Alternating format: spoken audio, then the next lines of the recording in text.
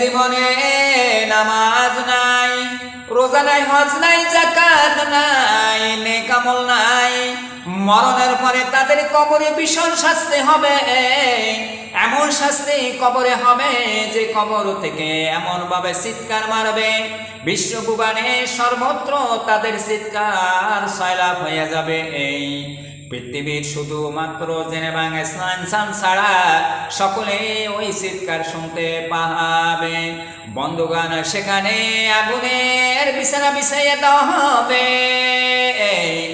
আল্লাহ গো, তুমি আমাদের কি ওই কবরের কঠিন শাস্তি থেকে মুক্তির ব্যবস্থা করে দাও। ওই কবরের আযাব থেকে যদি মুক্তি পাইতে হয় তাহলে আমাদের সঠিকভাবে নামাজ আদায় করতেই হবে।